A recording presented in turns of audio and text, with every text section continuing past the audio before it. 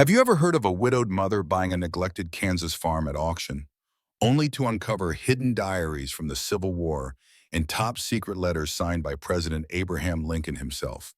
If that sounds unbelievable, wait until you hear the full story. In this remarkable tale, each dusty trunk opened reveals another layer of history, bravery, espionage, and hope coursing through the Underground Railroad. And just when you think you know where it's headed, a hidden vault in the orchard flips everything upside down. Stick with us through to the end, because what starts as one family's desperate move to avoid homelessness soon becomes a legacy that could reshape our understanding of American history. Want to see how this incredible discovery impacts the future of the farm, the family, and an entire community? Listen to the whole story to find out, and don't forget to subscribe to our channel for more captivating tales like this. Your support helps us bring these powerful, real-life adventures to you. Evelyn Brooks stood on the peeling front porch of her cramped rental house, her eyes scanning a pile of overdue bills clutched in her left hand. Winter was approaching, and the sting of Kansas's November breeze felt merciless, matching the dread gnawing at her heart. Just a month ago, her landlord had given notice that the property was being sold, leaving Evelyn, a widowed mother of two, scrambling for a new place to live. She was 38, still young in many ways, but each line on her face felt etched by grief and fatigue. Her husband, Michael, had passed away from cancer 2 years prior. That loss had emptied their bank account in medical bills and broken all sense of security. Now, it was just her and the children, 7-year-old Abigail and 7-year-old Thomas, facing eviction if she couldn't find an affordable home fast. One night, while searching online for any halfway decent property that wouldn't exceed her modest savings, Evelyn had stumbled upon a curious listing, an old farmstead in Renshaw County, 300 acres, complete with a dilapidated barn, a 2-story farmhouse built in the late 1800s, and a rumored connection to the Civil War era. The images online weren't appealing: cracked windows, warped boards, missing shingles, and a for-auction label that had been marked down multiple times. Real estate agents had likely shown it repeatedly to no avail. The summary mentioned structural issues, overgrown fields, and in need of significant restoration. Yet the price was shockingly low. For a moment, Evelyn wondered if this was a hoax or a haunted house scheme, but desperation made the mind flexible. She wasn't new to challenges. Shortly after Michael died, she'd sold off most of their belongings to cover funeral costs, then worked 2 shifts daily at a local diner to keep the kids fed.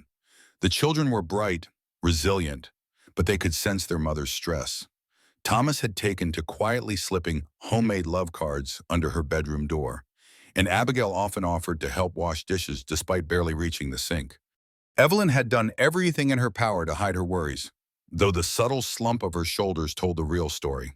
Now, with this looming eviction, they needed a place, any place to call home. The uncertain possibility of a farm with a giant needs work sign was better than living in her car. The day before the auction, Evelyn drove her battered pickup truck an hour out of town to see the property for herself. On approach, she passed wide-open fields, patchworks of wheat and hay, under a sky that stretched forever. There was a stillness, a quiet hush, as though time had paused out here.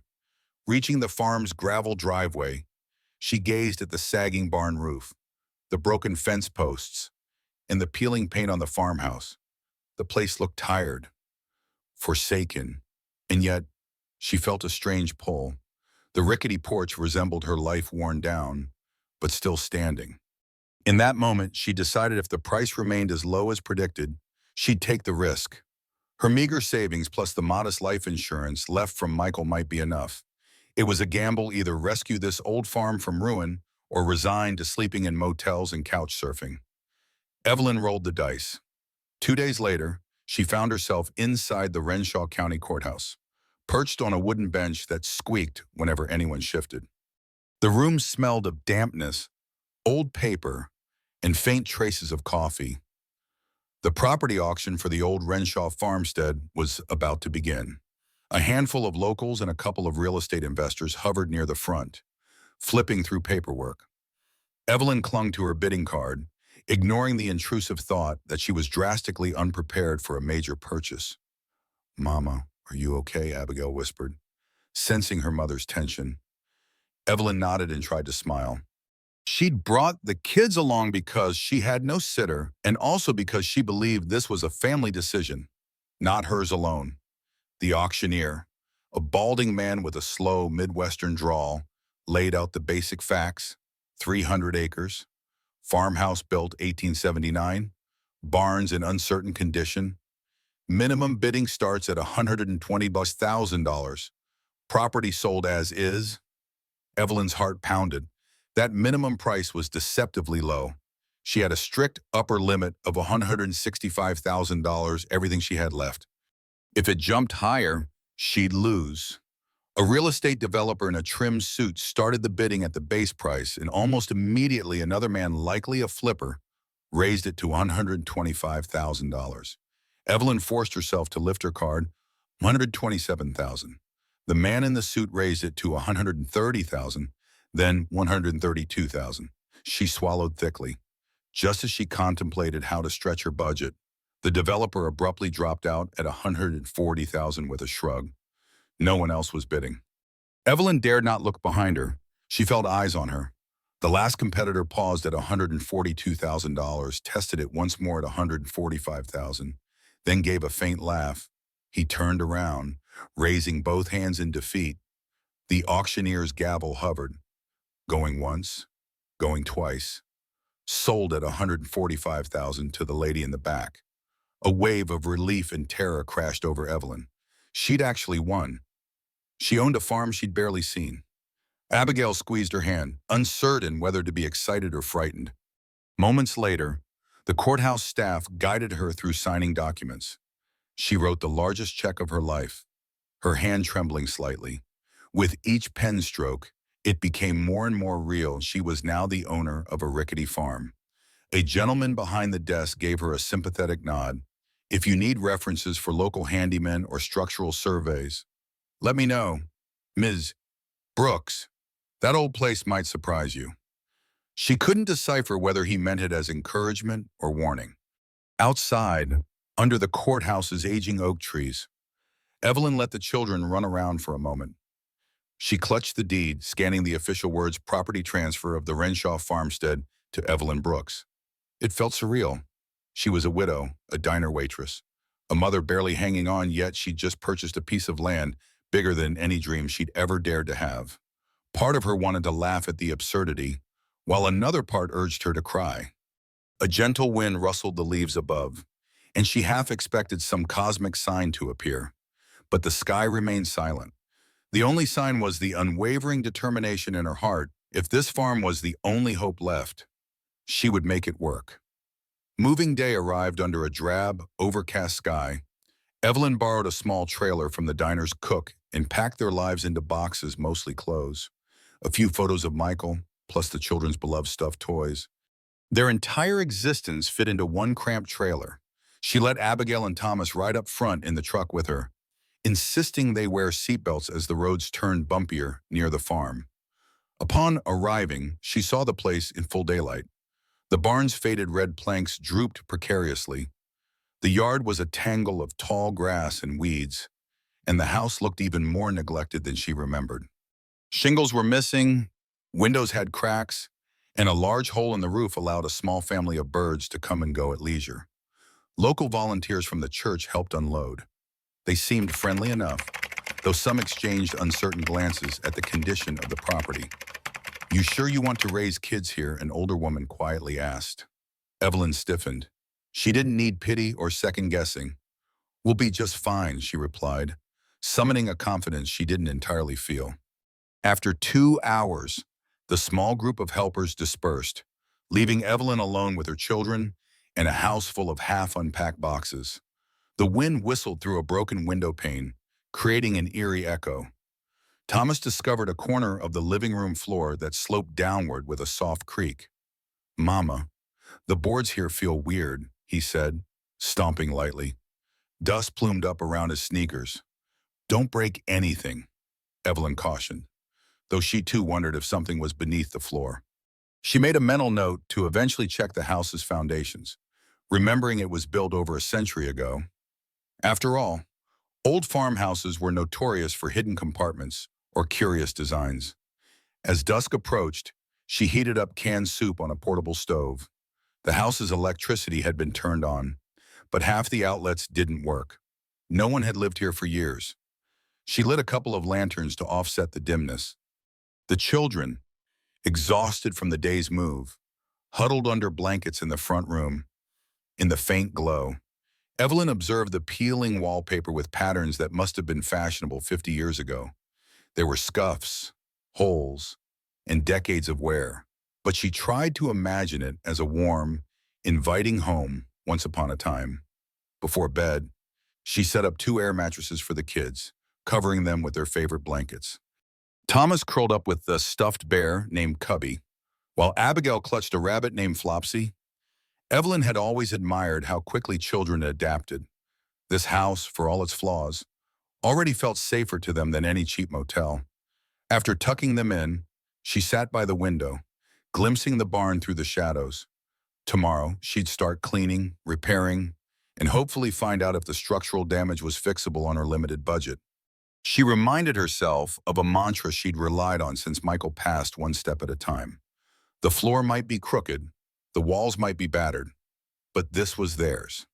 She promised herself she wouldn't fail her family no matter what secrets or struggles this old farm concealed. Early the next morning, Evelyn ventured outside to examine the property more thoroughly. The children trailed behind, still in pajamas, curious about this new world of tall grass and open sky. Chickens from a neighboring farm had wandered onto her land, pecking at insects near the porch steps. She noticed, with surprise, that part of the fence line was intact. Although it sagged in multiple places, somewhere in the distance, a tractor's engine droned, reminding her she was truly in farm country now. The barn was her first major concern.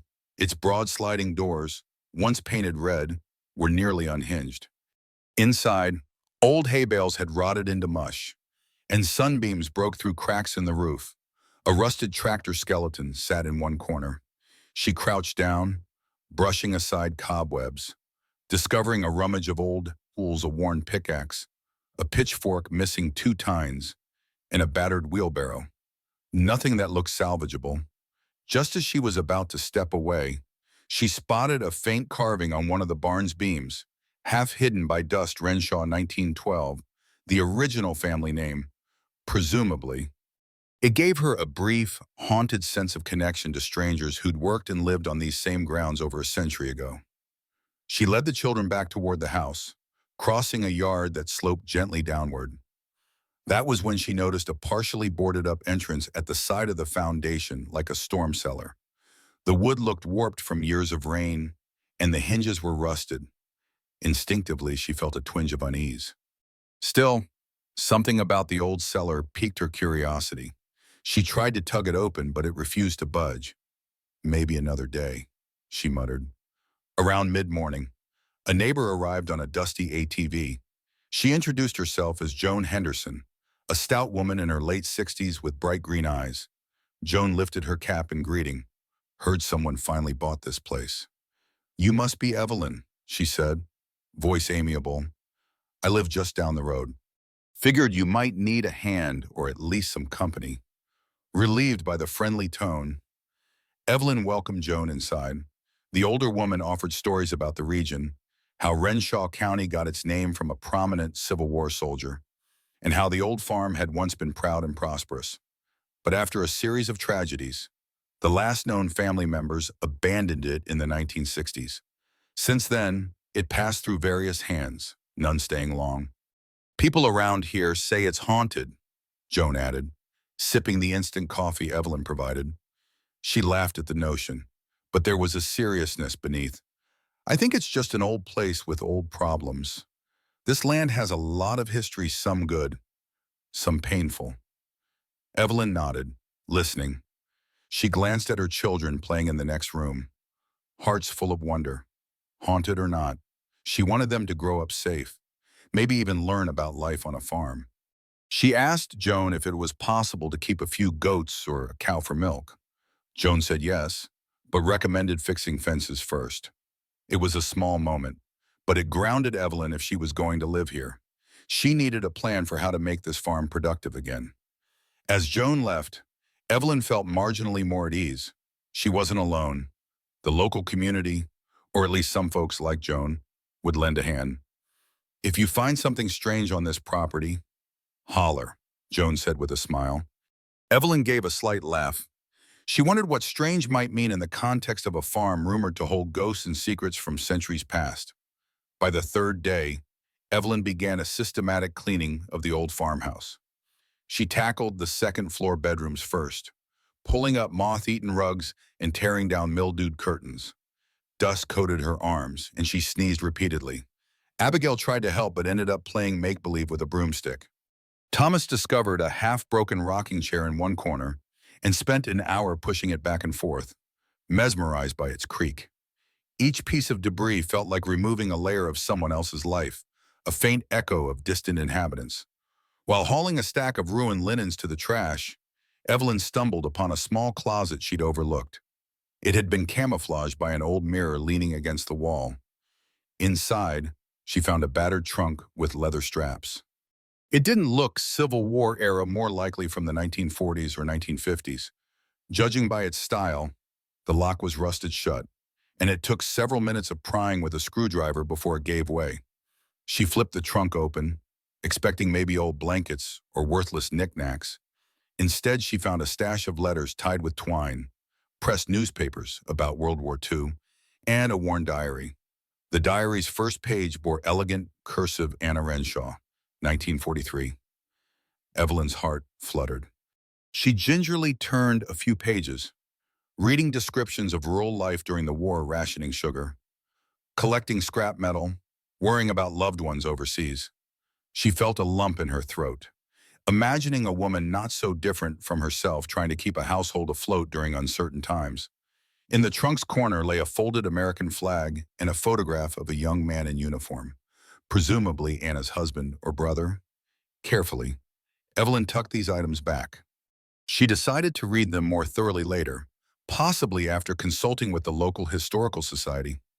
It struck her as something valuable, not in money but in heritage, a part of the farm's story. In the kitchen, the walls cried out for new paint, and the plumbing under the sink leaked.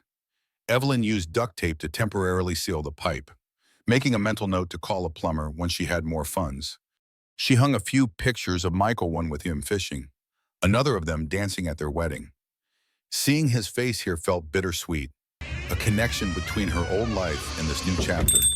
She missed him every day, especially moments when she was unsure of her decisions. He'd been the calm, grounded one in the relationship. Now she had to fill that role alone. Late afternoon found her outside again, rummaging through a dilapidated shed near the barn in search of anything she could repurpose. Most of it was junk, broken pottery, rusted metal scraps, half a barrel.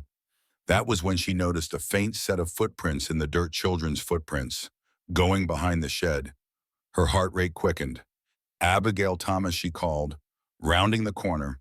The footprints led to a small trapdoor in the ground, partly concealed by vines.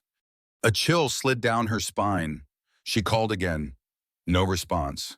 Then, as she took a step forward, Thomas poked his head out from behind the vines, startling her. "Mom, come look, I found something cool."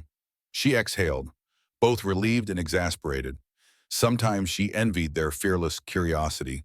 Thomas ushered Evelyn to the trapdoor's edge, gesturing excitedly. The wooden hatch was about 3 feet by 3 feet, with metal handles on either side. She knelt down to get a closer look. It didn't appear to be a root cellar; those were usually near the house. This was deeper into the property, behind the shed. Abigail arrived, panting from running across the yard. "We were playing hide and seek," she explained. "Thomas found this hatch. It was kinda stuck, but we pulled the vines off. Indeed, the wooden surface was rotted in places, but the hinges seemed surprisingly sturdy." Evelyn hesitated. She glanced back at the farmhouse, then at the children's expectant faces. The last thing she wanted was to start exploring a potentially dangerous underground space with no flashlight or safety gear. But curiosity tugged at her. "All right, but let me get a flashlight," she said, motioning for them to step aside. Within minutes, she returned with a flashlight, a small toolkit, and a determined expression. She eased the trapdoor open, straining as the rusted hinges groaned in protest. A damp, earthy smell wafted up. Peering down, she saw a set of stone steps descending into darkness. The beam of her flashlight revealed stone walls. Evelyn's heart thumped. Was this some form of old storage, a hidden hideout? She coaxed the children to stay back while she tested the steps. They held her weight, though moisture made them slick. "Wait here," she instructed, voice steady but eyes cautious. Carefully, she descended 5 steps, shining the light around. The space below was small, perhaps 8 by 10 feet, with rough-hewn stone walls. Barrels lined one side, while old crates piled in a corner. She inched closer to the crates, noticing something odd stenciled lettering reading carbide and lantern fuel, possibly used for old lamps or farm tools. She realized her breath was catching. Being underground, uncertain of what she might find, was unnerving. But nothing appeared immediately dangerous, no large animals, no bottomless pit. Just decades, maybe centuries, of dust and a sense of lost time. She let the beam of light roam across the far wall. That's when she spotted a heavy, iron-bound chest that looked far older than the trunk she'd discovered upstairs. This chest, half buried under rotted tarp, had an air of antiquity. Evelyn's pulse quickened. Carefully, she brushed away cobwebs. The chest was locked, the metal clasp intact. Faint lettering on top spelled something like RN-W. It was definitely from the farm's earlier era. Maybe Anna Renshaw had known about it, or maybe it predated her altogether. Her mind raced with questions. Could this contain Civil War relics, family heirlooms, or something else entirely? Part of her wanted to open it immediately, but she also felt a surge of responsibility, like stumbling upon a piece of history. She retreated up the steps, re-emerging into daylight, where Abigail and Thomas waited, eyes wide. "What's in there?" Mama asked Abigail, practically bouncing on her toes. Evelyn swallowed, glancing between her children and the trap door. "I'm not sure yet, but I think it might be something important. Let's close it up, but now, I need to think about this." That evening, after feeding the children a simple dinner of beans and rice, Evelyn laid in the living room on an old sofa someone had donated. She couldn't stop thinking about the locked chest beneath the property. The house itself was a puzzle, from the trunk in the closet with 1940s letters to the strange, sealed storm cellar near the house, and now this hidden hatch in the yard. Each day revealed more layers. She remembered Joan Henderson's words about the land being full of history, some good, some painful. Unable to sleep, she spent hours flipping through Anna Renshaw's diary from 1943. By lantern light, she read passages detailing everyday struggles, ration books, saving bacon grease for the war effort, mending socks over and over. Then she found a reference to family relics from the old war. Anna mentioned how her grandfather once told her of a chest hidden on the property that dated back to the Civil War. He called it Grandpa Renshaw's secret, implying there were important documents or letters from someone of great significance.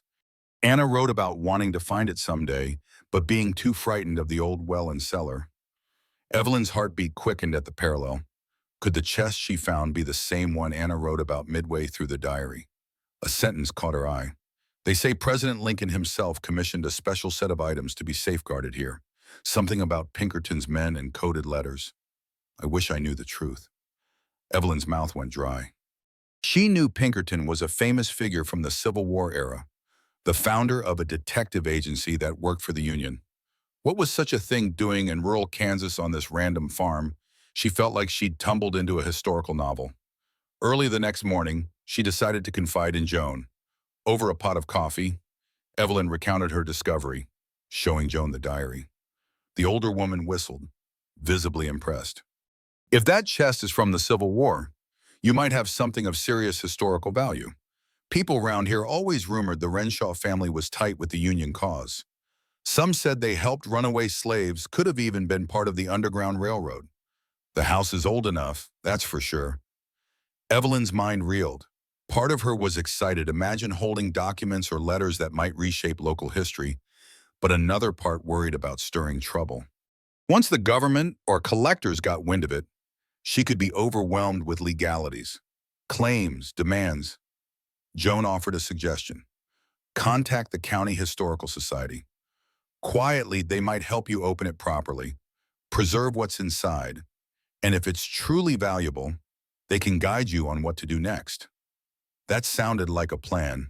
Evelyn didn't want to pry open the chest herself and risk damaging something. She also feared setting off a chain reaction where she'd lose control. If it was historically significant, it belonged at least partly to everyone. But she also felt a curious sense of possession. She'd bought this land, found this chest, labored in this creaky house. Did that make it hers alone, or a shared heritage later that day? Evelyn placed a discreet phone call to the Renshaw County Historical Society. The voice on the other end belonged to Edna Lawson, a retired school teacher who served as the society's volunteer coordinator. Her tone jumped from polite interest to palpable excitement when Evelyn mentioned a possible Civil War-era chest. "I can come by tomorrow with a colleague to assess it," Edna offered. Evelyn agreed, adding a request for confidentiality. Edna assured her that the society valued privacy when dealing with delicate finds. That same afternoon, while waiting for Edna's visit, Evelyn decided to further explore the property's perimeter. She wanted to see if there were any other hidden entrances or peculiar spots. She walked for nearly an hour, crossing patches of wild grass and stepping through an overgrown orchard. The apple trees, though unkempt, still bore a few small, misshapen fruits. It must have been a working orchard once, she thought, imagining families harvesting apples for pies and cider decades earlier. Near the far southern edge of the property, she stumbled upon a crumbling stone marker. Kneeling, she brushed off the moss. Faintly, she deciphered the inscription, Renshaw Family Cemetery. It was shocking to find a private burial plot right there among the weeds. Several small headstones leaned precariously, some with dates from the 1800s. She counted at least 6 graves. One read Thomas Renshaw, 1837-1863, fallen in the Union cause. Another, heartbreakingly small, just said Baby Renshaw, 1862. A pang of sadness hit Evelyn. This land held more than just buildings and boxes. It held generations of personal stories, joys, sorrows, tragedies.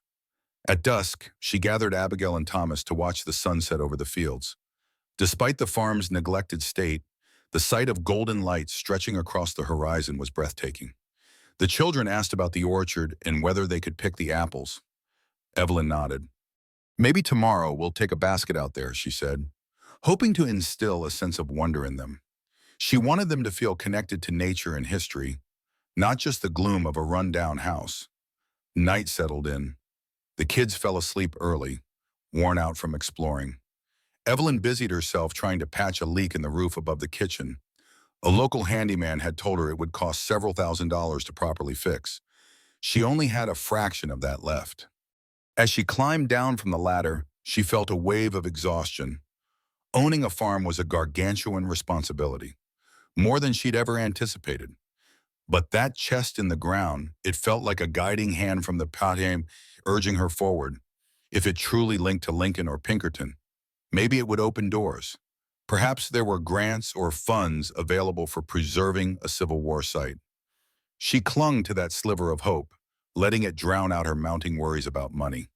For once, the old house's mysteries felt like allies rather than burdens. The next morning, Edna Lawson arrived in an aging sedan, accompanied by Professor Randall Cooper, a retired historian from a nearby college. Randall was tall, with white hair combed neatly, and he carried a leather satchel brimming with archival tools. After a cordial introduction, Evelyn led them behind the shed to the trapdoor. The professor whistled quietly. "This is quite the secret hideaway," he remarked. They descended carefully, lanterns in hand, into the damp chamber. Edna's eyes glimmered in the flickering light as she surveyed the barrels and crates. When Randall's lantern beam illuminated the iron-bound chest, his normally reserved demeanor gave way to excitement. Remarkable. The craftsmanship alone suggests mid-19th century, might even be older, he murmured.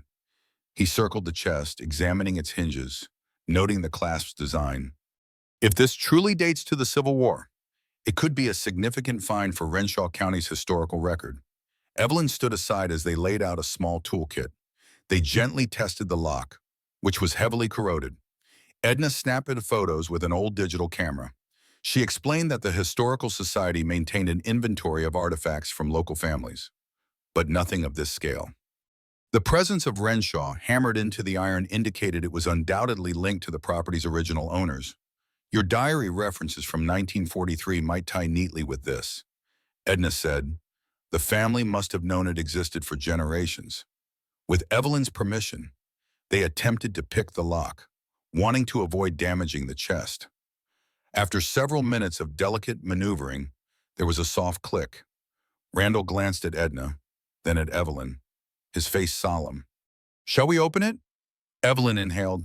Yes, let's see what's inside. Carefully, he lifted the lid. The musty smell of centuries-old air rushed out, and dust motes danced in their lantern light.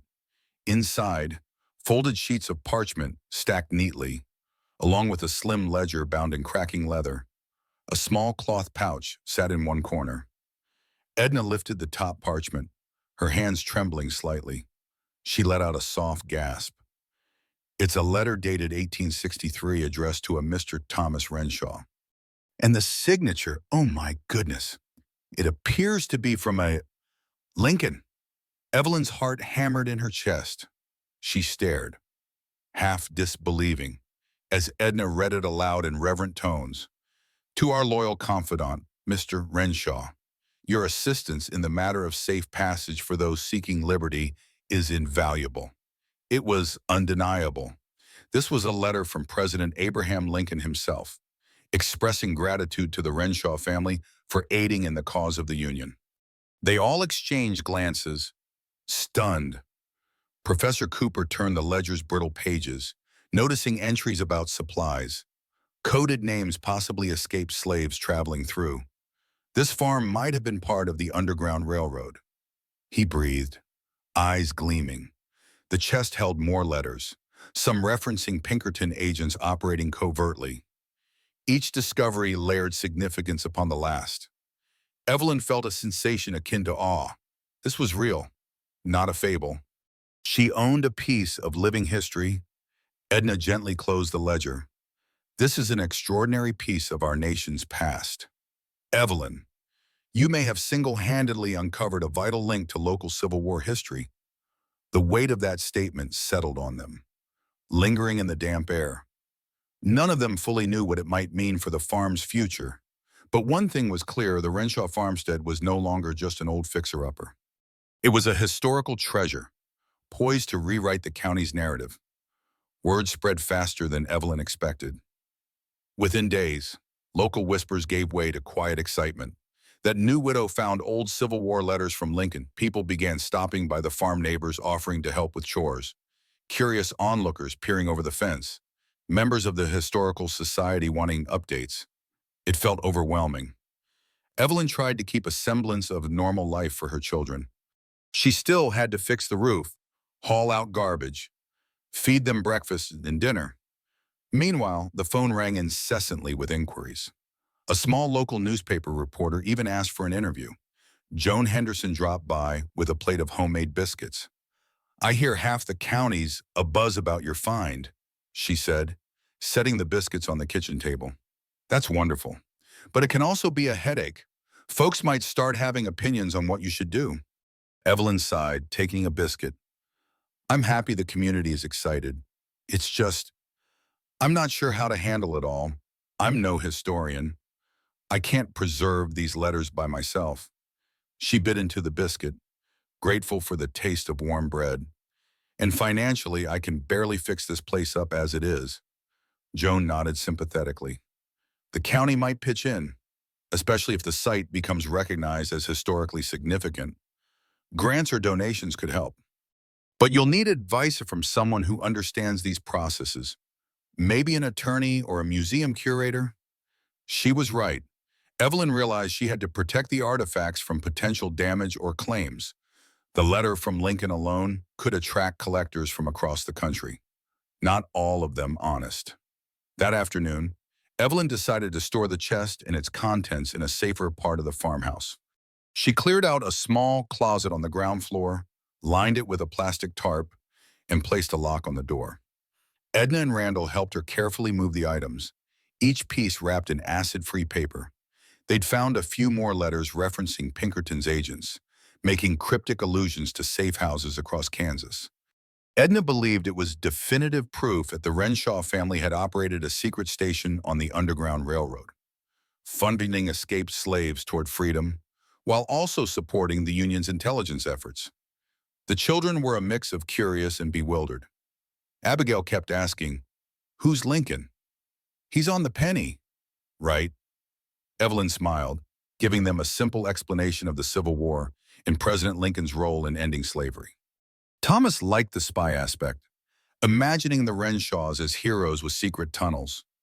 The best part, for them, was that the orchard was still open for exploration. They spent hours playing hide-and-seek among the trees, only occasionally glancing at the grown-ups' hushed conversations about old papers and historical significance. Night fell, and Evelyn sat on the front porch, looking at the stars. She thought of Michael and how astonished he would be at this turn of events. A farm once considered a worthless ruin now held documents that could fill textbooks. Her mind raced with possibilities, turning the house into a small museum, attracting tourists, or possibly having the government declare it a heritage site. But with each idea came concerns: privacy, finances, the children's well-being. She wrapped her arms around herself, uncertain but also oddly at peace. Perhaps the farm was giving her a new purpose. If so, she would do her best to rise to the occasion. The following weekend, Professor Cooper arranged for a small team of historians to visit for a preliminary evaluation. They arrived in cars filled with archival boxes, cameras, and protective gloves. Among them was Dr. Patricia Morgan, a specialist in Civil War studies from the State University. She was in her early 50s, dressed in practical khaki pants, and her enthusiasm practically radiated. "I can't believe we might have direct Lincoln correspondences here," she said, shaking Evelyn's hand. "It's the discovery of a lifetime." Evelyn watched as the experts methodically cataloged each letter and ledger page, speaking in hushed, excited tones. Dr. Morgan placed a magnifying glass over Lincoln's signature, comparing strokes to known samples. The penmanship matches documented letters from 1863, and the context lines up with his pushes for the Emancipation Proclamation. "I think it's authentic," she affirmed, eyes shining. Evelyn felt a rush of pride and relief. Part of her had worried it might be a hoax, though she couldn't imagine who would go to such lengths. While the experts worked, Evelyn took the kids outside to avoid interrupting. They made a makeshift picnic in the orchard, sitting on a blanket under gnarled apple trees. Abigail munched on a slightly tart apple, wrinkling her nose but still enjoying the novelty. Thomas threw fallen apples for an imaginary dog he pretended was chasing them. Evelyn gazed at the house, noticing the group of historians busy at the windows. It felt surreal, like her personal life had merged with a national narrative. She closed her eyes briefly, letting the late autumn sun warm her face. After a few hours, Dr. Morgan and Professor Cooper emerged, smiling. They explained that the documents were stable for now, but would require professional preservation, soon deacidification, humidity control, that sort of thing. They recommended contacting the State Archive or a reputable private conservator. "The historical significance is immense," Morgan said. "We're talking about letters that directly tie this farm to major events in the Civil War, possibly the Underground Railroad, and intelligence operations involving Pinkerton. This will garner national interest." The notion of national interest made Evelyn's stomach clench. She was still behind on bills, the roof still leaked, and the farm wasn't exactly tourist-ready. She worried about crowds, media coverage, and losing autonomy over her home.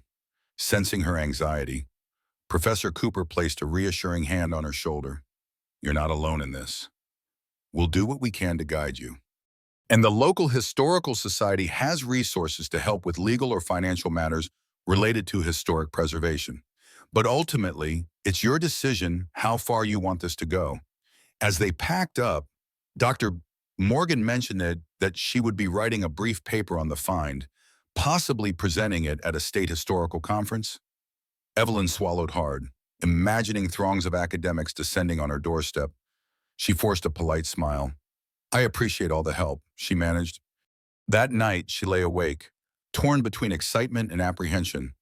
Were these letters a blessing or a burden? Would they lead to opportunities that could fix her financial woes, or upheavals that threatened her children's peace?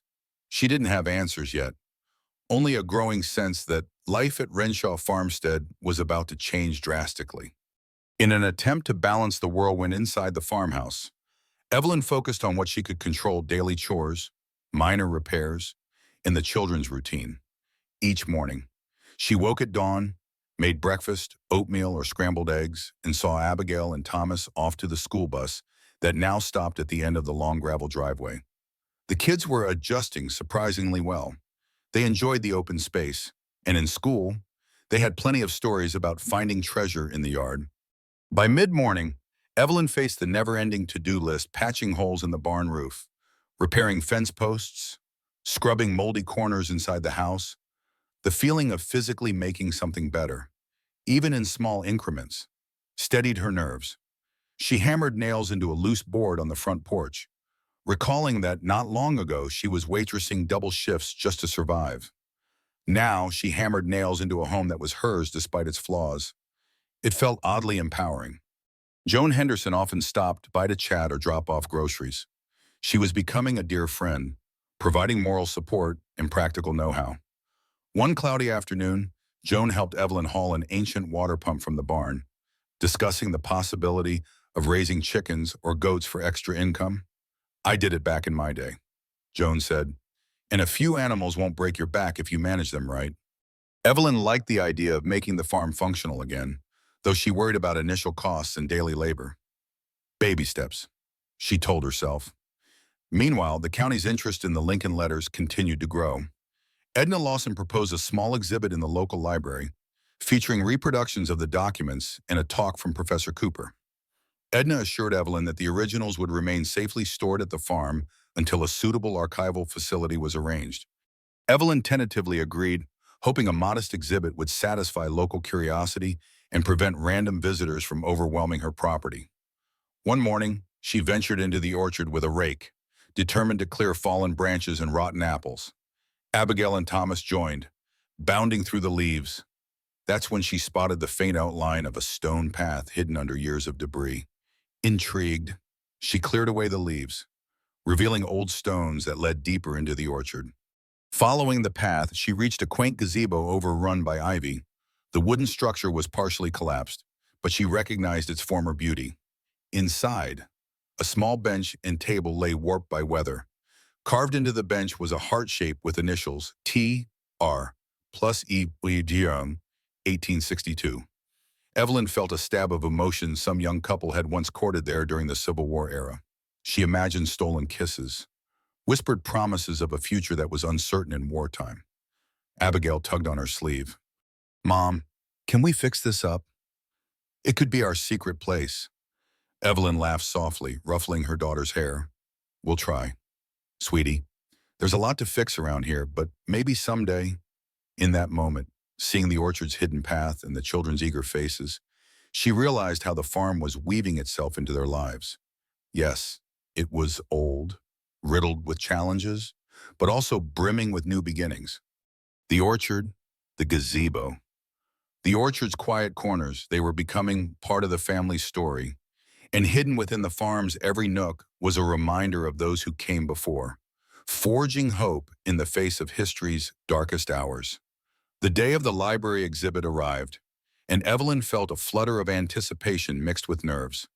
Professor Cooper had helped create high-resolution scans of several key letters, including the one from Lincoln. Alongside them, Morgan added notes about Pinkerton and the network of clandestine stations believed to be scattered throughout Kansas. The exhibit was modest, just one glass display case and a series of poster boards, but it was enough to draw a crowd of curious locals. Evelyn dressed Abigail and Thomas in their Sunday best, wanting them to witness this moment. They walked into the small library, greeted by excited chatter. Edna Lawson stood near the entrance, beaming. "Come in, come in. We're just about to start."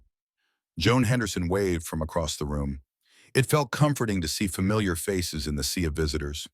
There were also unfamiliar ones, elderly couples, high school students, local reporters, even a councilman. Professor Cooper spoke first, outlining the historical context of 1863, the Civil War raging, President Lincoln's push for emancipation, and the precarious role of clandestine operatives like Allan Pinkerton. Then Dr.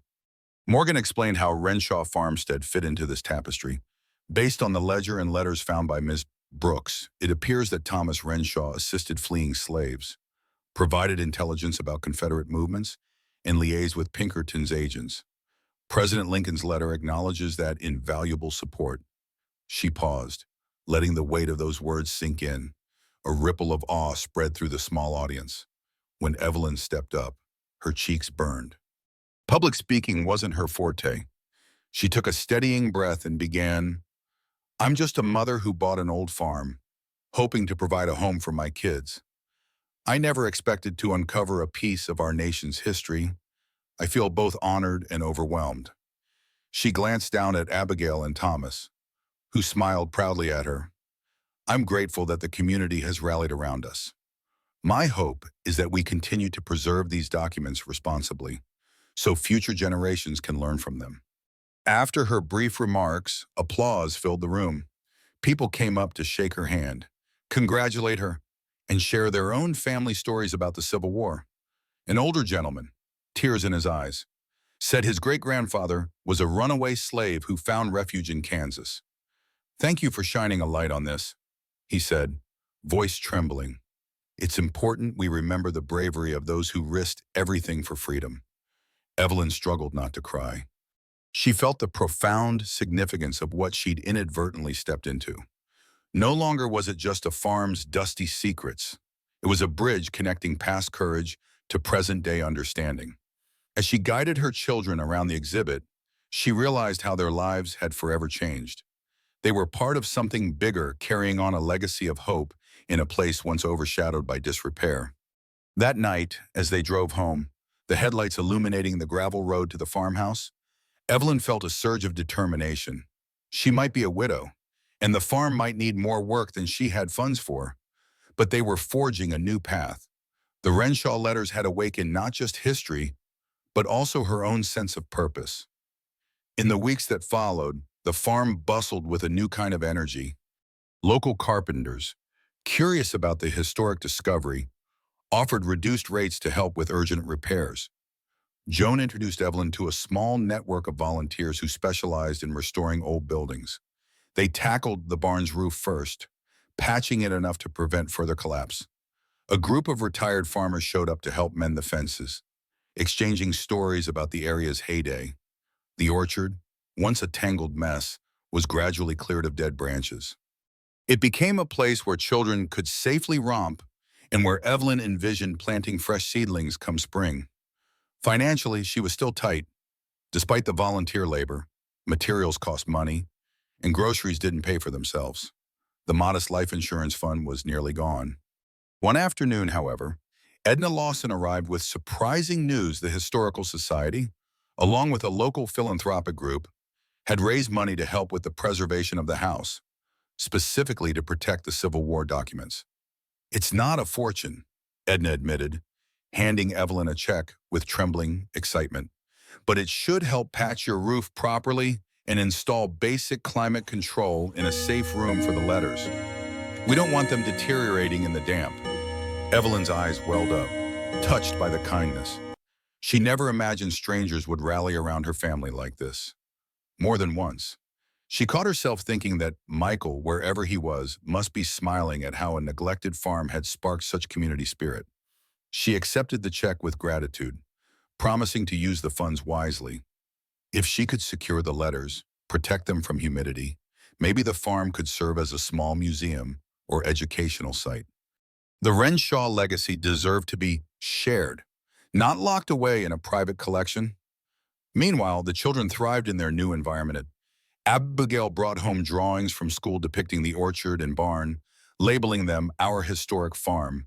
Thomas showed a keen interest in old tools, asking if he could learn to fix things. With guidance from some local handymen, he practiced small tasks like hammering nails into a spare piece of wood or drilling a hole with supervision. "He's a natural," one of the volunteers noted with a grin. Evelyn felt her heart swell with pride, seeing her son so engaged, her daughter so inspired. Yet amid the goodwill, a shadow loomed. She'd started receiving letters, some from out-of-state collectors, offering to buy the Lincoln documents for staggering sums. Others came from individuals claiming to be distant relatives of the Renshaw family, demanding the letters be turned over. It was unsettling. Evelyn showed these to Joan, who recommended seeking legal advice. There was also talk among certain county officials about eminent domain if the site was declared a major historical landmark. That concept sent shivers down Evelyn's spine. She'd just established a home here. The idea of losing it to government acquisition was terrifying. Still, she tried to focus on the present tasks. Each evening, after a full day of labor, she shared dinner with her children in the newly painted kitchen. They might eat on paper plates due to limited dishware, but it felt like home, a real home. The house was no longer eerily silent. It echoed with conversation, laughter, and plans for the future. On the table, an old photograph of Anna Renshaw sat propped against a salt shaker, her 1940s diary nearby. Evelyn liked to think Anna would be pleased seeing the farm come alive again, bridging decades in a tapestry of resilience. As winter's chill deepened, the farmhouse's transformation progressed. A professional roofer arrived to lay new shingles, courtesy of the donated funds. Evelyn marveled at the difference it made: no more persistent leaks, no more buckets catching drips in the hallway. Insulation was another priority. Volunteers blew new insulation into the attic, drastically improving the warmth. At last, they could rely on a small heater without losing heat through every crack. Abigail, in her childlike optimism, declared that now they could decorate for Christmas properly. And decorate they did. Joan donated an old artificial Christmas tree, which Evelyn and the children set up in the living room, now partially cleared of boxes. They draped it with homemade garlands of popcorn and cranberries, along with second-hand ornaments from a thrift store.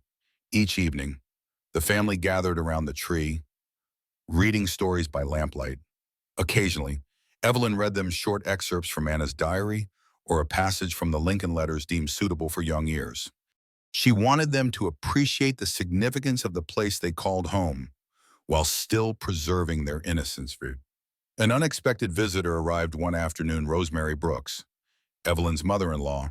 She and Evelyn hadn't spoken much after Michael's funeral. Tensions over medical bills and burial costs had strained their relationship. But now, the older woman stepped out of a borrowed car, looking hesitant but determined. "I heard about your discovery," she said softly, eyeing the farmhouse, "and I realized I never reached out. How are you managing?" There was an awkward moment as Evelyn weighed old resentments against the realization that family ties still mattered. She sighed, motioning Rosemary inside. They shared cups of herbal tea in the kitchen, discussing the children's progress in school, the farm's restoration, and Michael's memory. Rosemary teared up at the mention of her son, regretting their estrangement. "I'm proud you're taking charge here, dear," she said, glancing at the new roof with genuine approval. Michael would be proud too. As a gesture of reconciliation, Rosemary offered a small monetary gift. "Use it for the kids, or for the farm's museum corner, whatever you need." Evelyn felt a lump in her throat. She accepted, quietly thanking her mother-in-law for bridging the gap.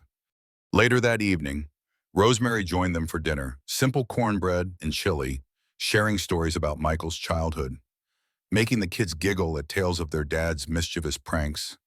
The house felt warmer, not just from the new insulation, but from the healing of old wounds. By the time night settled in, Evelyn walked the property alone, footprints crunching in the thin layer of snow that dusted the fields. She gazed at the stars and marveled at how different her life had become since that fateful auction. The hidden chest, the orchard's gazebo, the orchard's path, and the letters from Lincoln and Pinkerton's circle had fused into a tapestry of history and hope. She thought about the Civil War era, about Anna Renshaw in the 1940s, and now about herself, a widow forging a new path. Different times, yet the same farm, united by perseverance and dreams of a better future. Evelyn paused near the orchard, observing the shadows cast by moonlight. Overhead, an owl hooted softly. She whispered to the darkness, "Thank you," unsure if she was addressing the Renshaw ancestors or the land itself, perhaps all three. In that moment, she felt a profound peace, as though the farm recognized her as its caretaker. Tomorrow would bring more challenges, legal complexities, financial decisions, parental responsibilities, but she felt ready. The house, the orchard, and the legacy of the Renshaw farmstead had found a champion in Evelyn Brooks, and in turn, she'd found a deeper purpose than she ever imagined. Snow continued to blanket Renshaw farmstead in soft layers as January arrived, transforming the orchard into a shimmering landscape of barren tree limbs and white drifts. Evelyn Brooks watched from the newly weatherproofed living room window, sipping on a mug of tea. Despite the cold, her spirits remained unusually high. She felt that, beneath the quiet hush of winter, the farm pulsed with the promise of spring. After the whirlwind of discovering Abraham Lincoln's letters and clandestine documents in the hidden chest, life had settled into a delicate balance. Her day-to-day tasks involved child-rearing, minor farm chores, and managing the historical treasure that drew more attention each week. With the roof and insulation upgraded, the farmhouse felt cozier. The children, Abigail and Thomas, had grown accustomed to the squeaks of the old floorboards, the howling winter winds, and the daily presence of neighbors turned friends dropping by with small gifts or offers of assistance. Even her mother-in-law, Rosemary, had extended her stay, sleeping on a fold-out cot in one of the refurbished upstairs bedrooms. The extra set of adult hands helped Evelyn immensely, especially in the mornings, when she juggled packing school lunches, scraping ice off the truck windshield, and preparing for whichever historian or official might call that day. The county's new wave of interest in the farm led to further developments. A local television station requested an on-site interview, eager to showcase the Civil War documents and highlight the philanthropic efforts that revived the property. Initially, Evelyn was wary she didn't crave fame, and she feared exposing her children to invasive questions. But after some deliberation with Joan Henderson and Professor Cooper, she decided a controlled interview might actually help keep the narrative accurate and discourage rumor mongers. A short broadcast, handled responsibly, could spark positive engagement, more funding for preservation, and possibly even tourism that might bring revenue to Renshaw County. Joan helped arrange the interview. On a bright, crisp morning, a news van rumbled up the driveway. Two journalists emerged, politely shaking Evelyn's hand. They filmed segments around the orchard, capturing footage of the old gazebo, the repaired barn, and a glimpse of the orchard path where kids sometimes raced on sleds. Then they set up in the living room to record a short conversation. Evelyn spoke simply and honestly about the farm's significance. "I'm still learning every day," she confessed, hands folded in her lap. "But I see it as my duty now to keep this place alive so people can remember how ordinary folk played crucial roles in shaping our country's history." Thomas peeked from behind the camera, fascinated by the blinking red light. Abigail, a bit shyer, clung to Joan's side. The reporters concluded the segment, promising a respectful edit.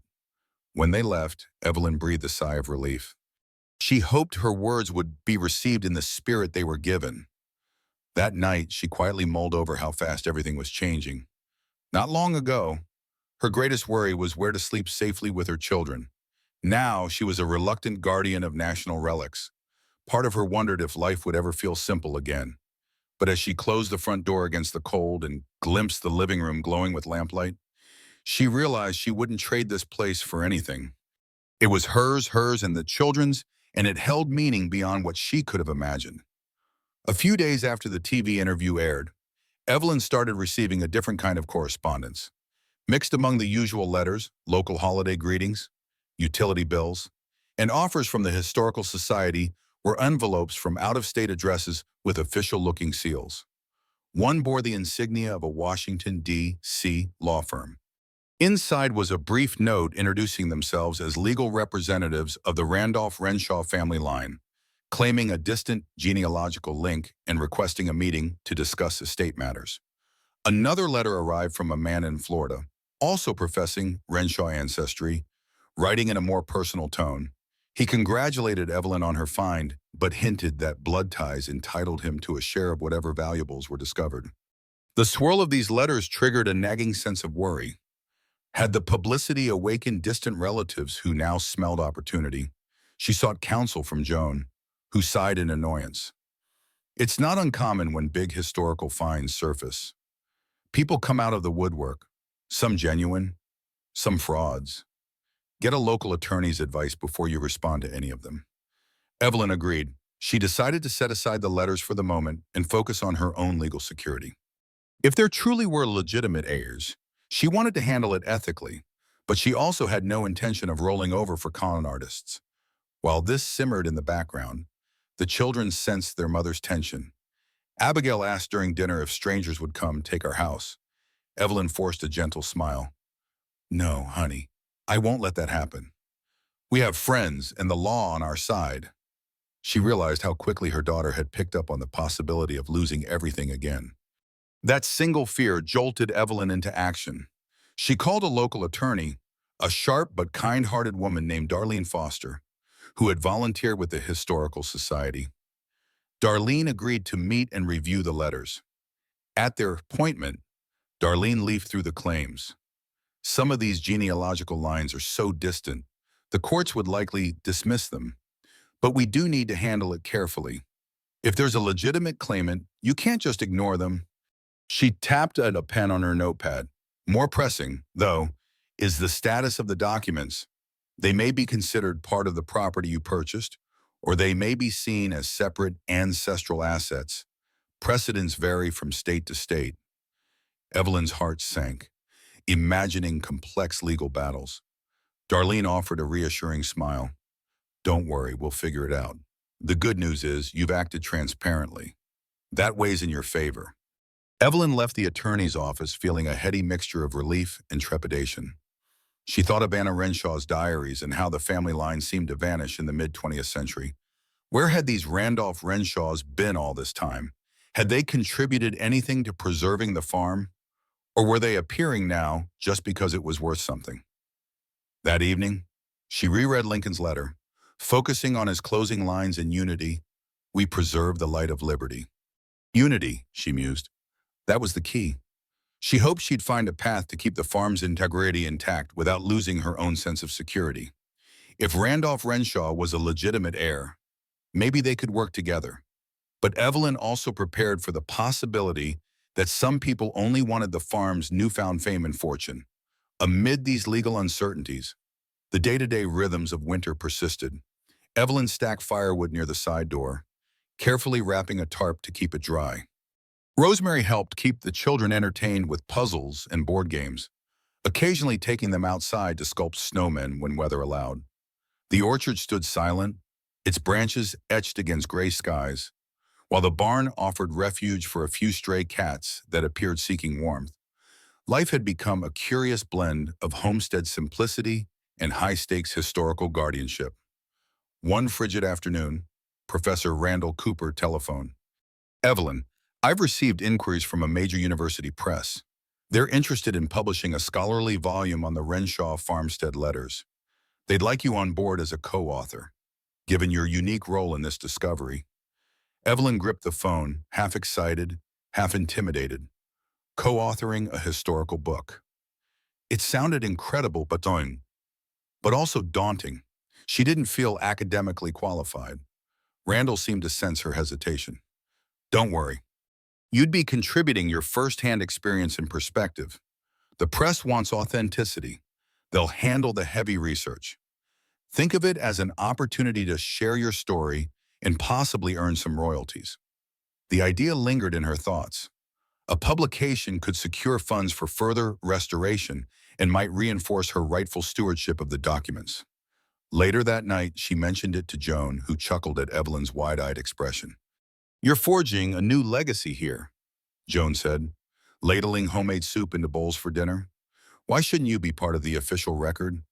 It felt surreal but also oddly fitting. Evelyn resolved to speak more with Randall to see if this arrangement made sense. She owed it to the farm and to all the Renshaws who came before to tell their story accurately. Meanwhile, Dr. Patricia Morgan planned a second visit, hoping to conduct a deeper examination of the Pinkerton references. She believed some coded letters might reveal details about escape routes or hidden safe houses. If these turned out to be verifiable, they'd reshape the local narrative around abolitionist efforts.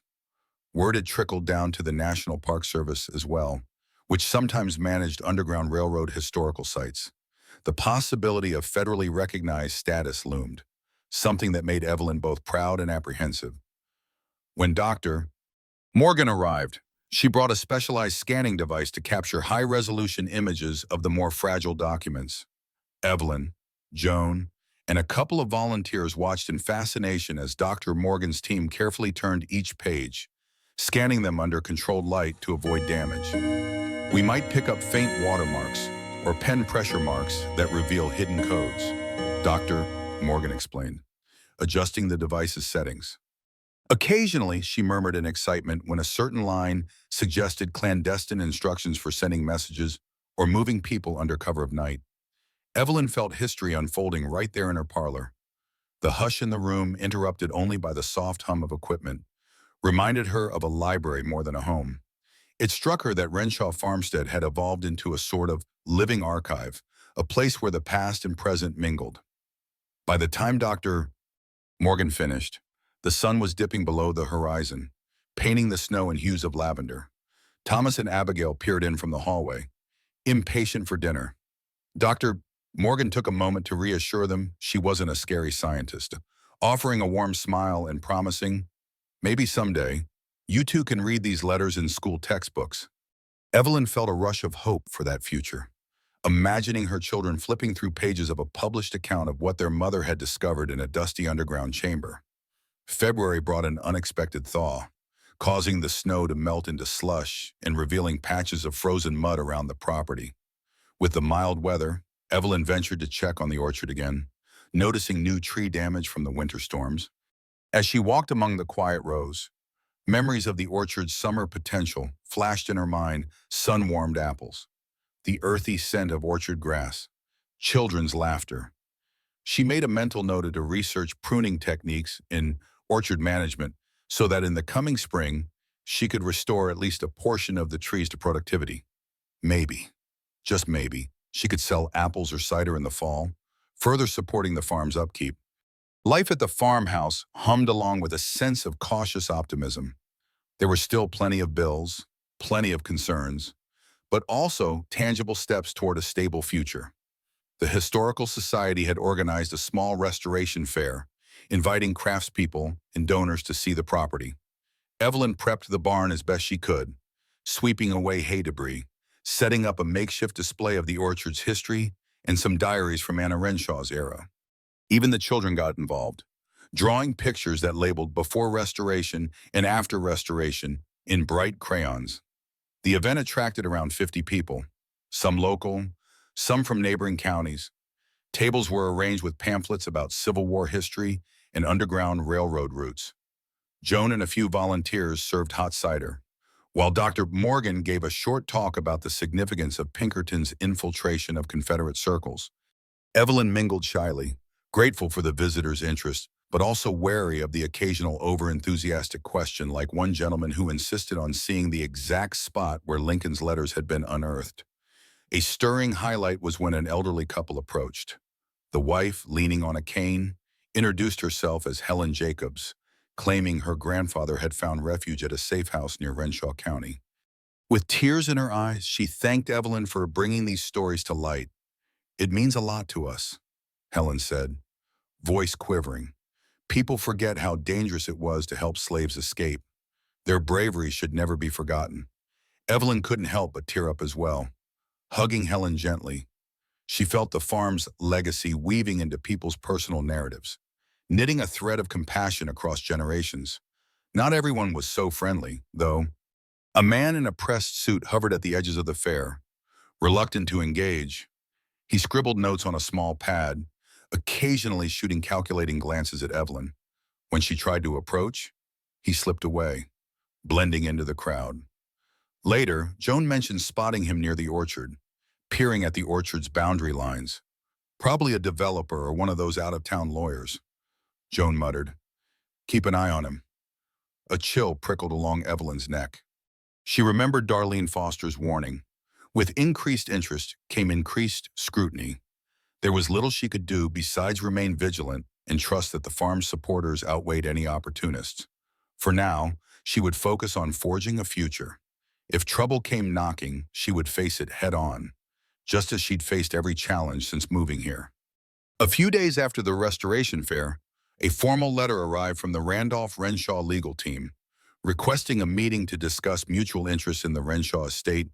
Evelyn's stomach twisted as she read the precise legal language. Darlene Foster advised caution, but also noted that ignoring them entirely wasn't wise. If they have any legitimate claim, Darlene said, we should find out sooner rather than later. Otherwise, it could escalate into a lawsuit. After some back and forth, Evelyn agreed to a meeting on neutral ground Darlene's law office in the nearby town center.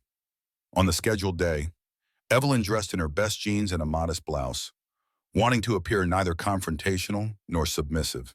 She arrived early, feeling a jittery nervousness swirling in her stomach.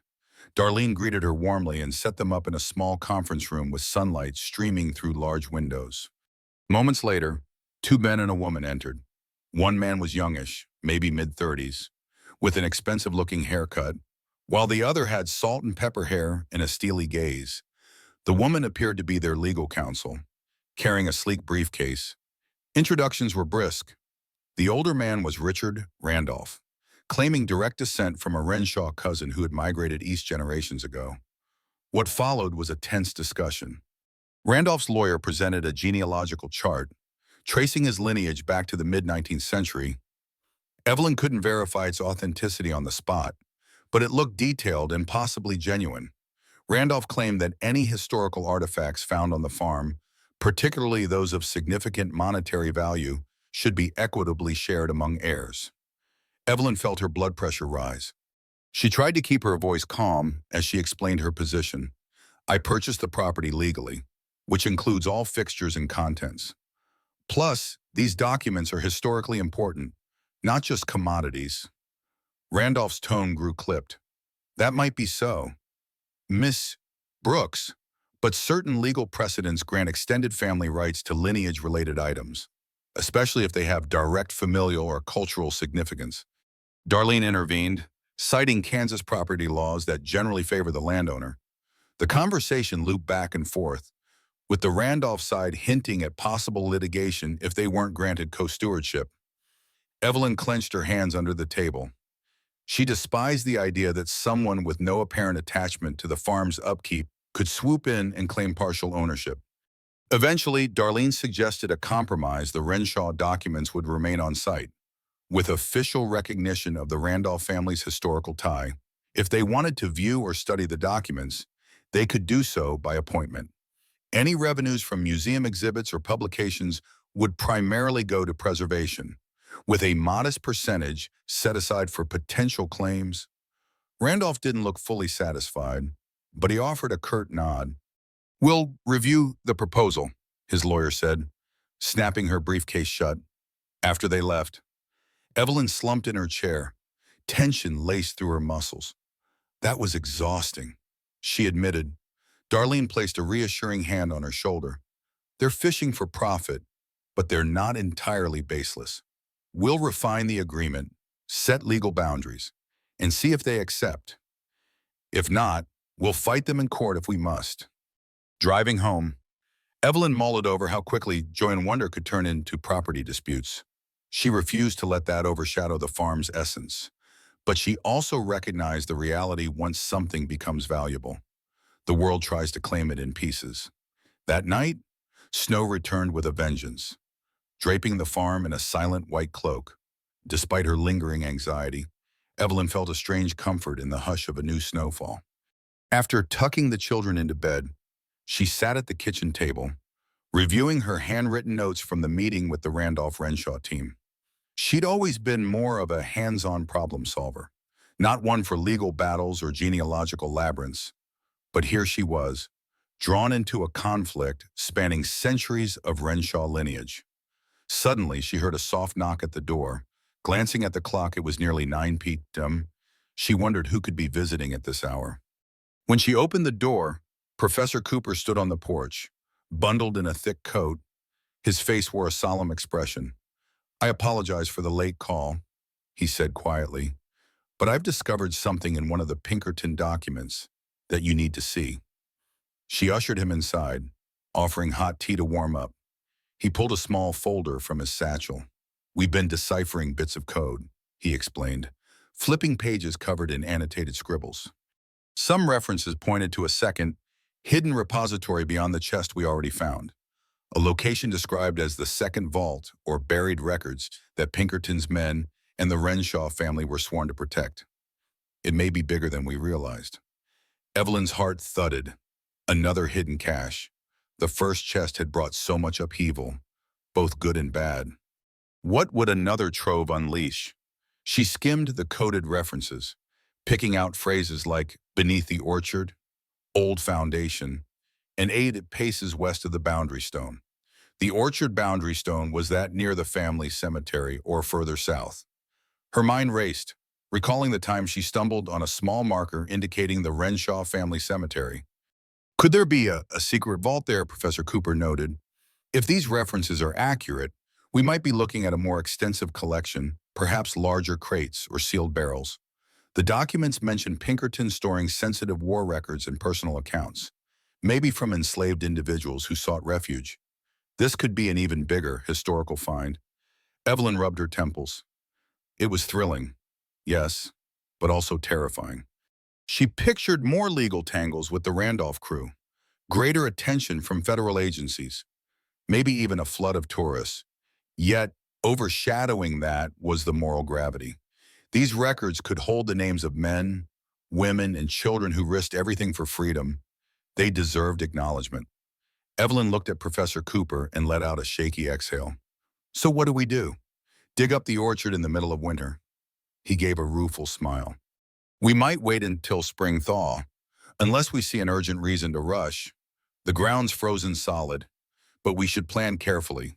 This time, let's have a professional team on hand, with metal detectors or ground-penetrating radar, so we don't damage anything." After the professor left, Evelyn stared at the swirling snow through the window. A second vault, concealed beneath the orchard's silent expanse. She wondered if the orchard itself was complicit in these secrets, patiently guarding them for generations.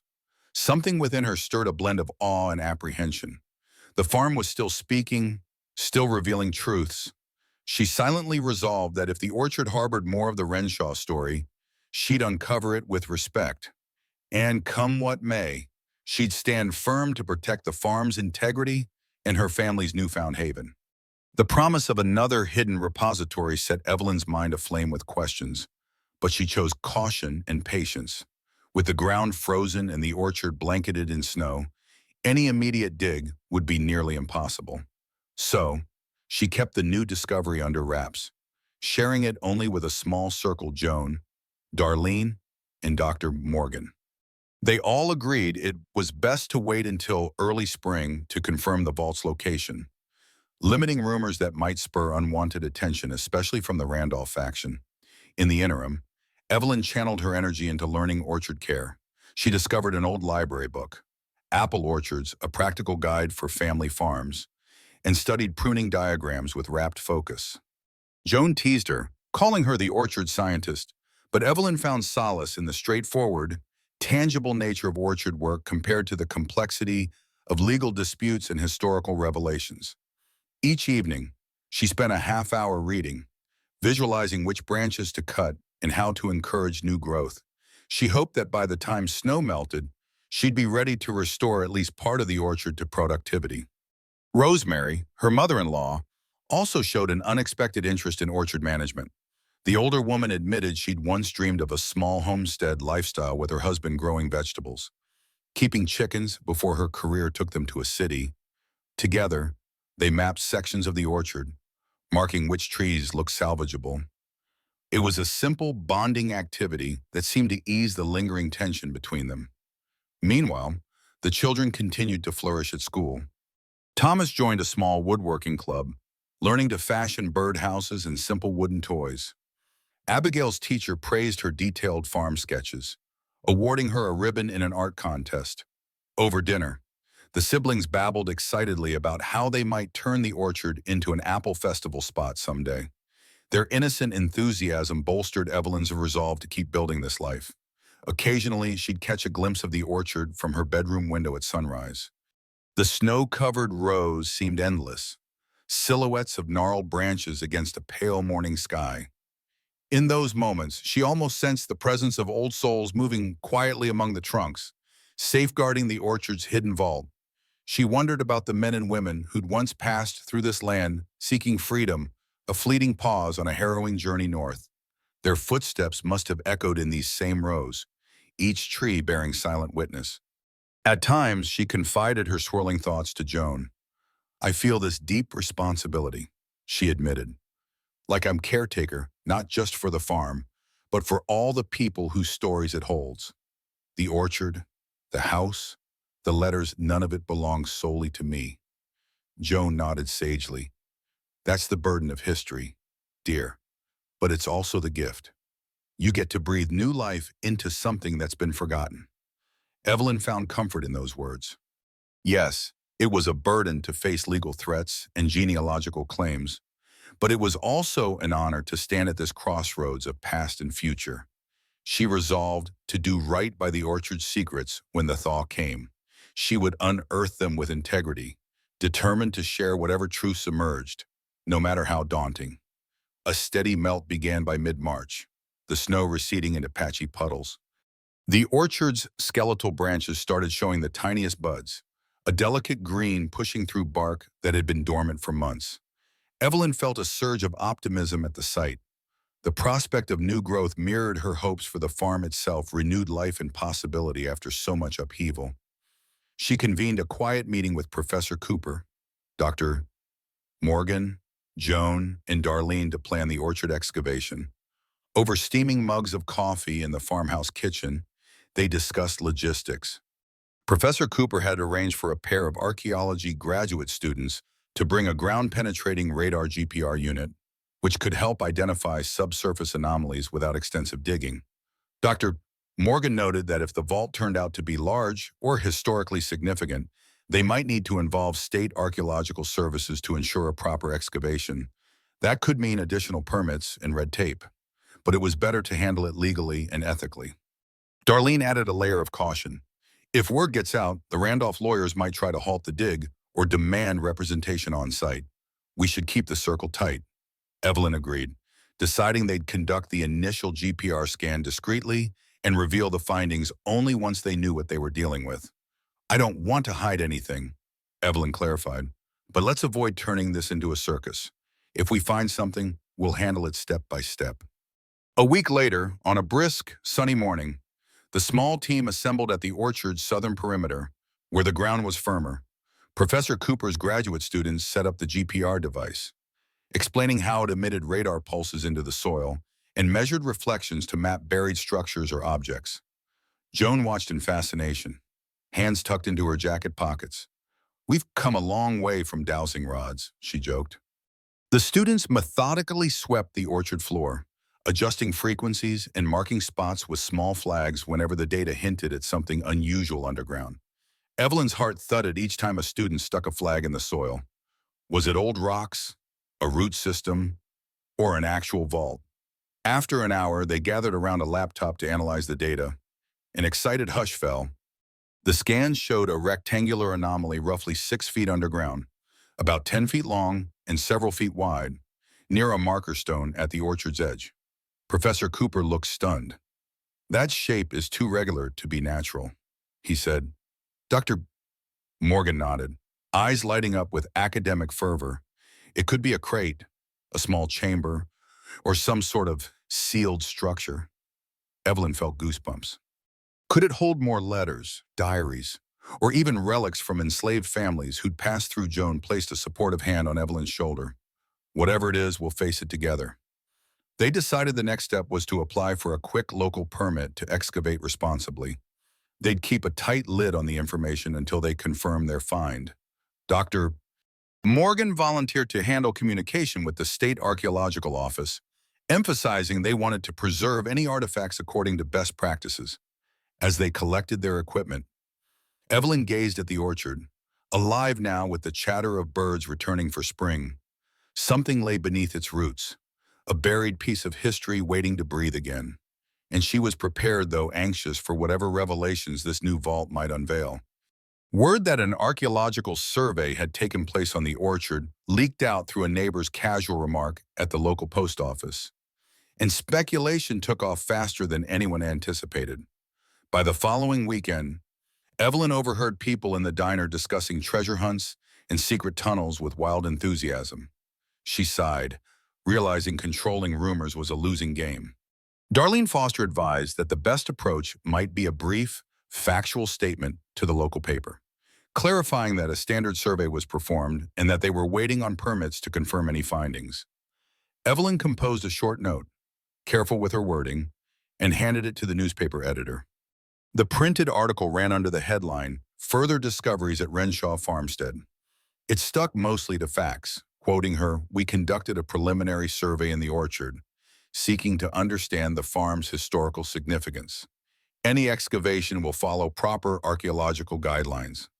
Although it didn't quash gossip entirely, it at least replaced speculation with a measured stance. The Randolph side seized the moment. Of course. A letter from their lawyer arrived, referencing media acknowledgments of further hidden assets and insisting on their right to participate in all future excavations. Darlene penned a polite but firm reply, stating that no official excavation had begun and reiterating Evelyn's sole ownership of the property unless and until courts ruled otherwise. Randolph fired back with thinly veiled threats of injunctions. The volley of legal documents made Evelyn's head spin, but she clung to Darlene's guidance. Despite the tension, a sense of excitement buzzed through the farm. Abigail and Thomas could barely contain their curiosity. "Mom, are we going to dig up dinosaur bones?" Thomas asked one morning, face lit with wonder. Abigail corrected him with mock seriousness. "It's probably not dinosaurs. Silly. But maybe old coins or diaries." Their childlike interpretations were endearing. It reminded Evelyn that, no matter how weighed down by adult worries she became, magic and innocence still existed in the orchard's promise. Professor Cooper and Dr. Morgan returned with news that the State Archaeological Office had granted an exploratory permit with conditions a certified archaeologist must oversee the dig, and any historically significant artifacts must be documented for the state's registry. Evelyn happily agreed, seeing it as a fair trade-off to protect the orchard's heritage.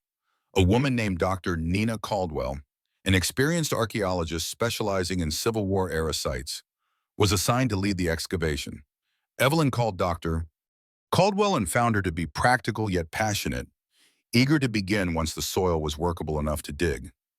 Throughout March, the weather swung unpredictably from warm sunshine to chilly rain, delaying the orchard excavation. In the meantime, the orchard itself was stirring. Buds swelled on the branches, and a faint blush of new life colored each row. Evelyn took daily walks, carefully pruning or tidying. She marveled at how nature moved forward, indifferent to legalities or controversies. The orchard simply grew, following a cycle of renewal as ancient as time. If only human affairs could be so straightforward. She mused. Surrounded by budding apple trees, she whispered a silent prayer that when they did break ground, they'd do justice to whatever stories and secrets emerged from the soil. By early April, the ground finally thawed enough for Dr. Nina Caldwell's team to commence the orchard excavation. Under a mild, overcast sky, a small crew arrived in a van filled with shovels, trowels, sifting screens, and labeled storage boxes. Evelyn stood with them at the orchard's edge, the faint perfume of budding flowers drifting through the air. A cluster of onlookers, including Joan, Rosemary, Professor Cooper, Dr. Morgan, and even the children observed from a respectful distance. Darlene was present too, ready to address any legal concerns if Randolph or his people showed up. Dr.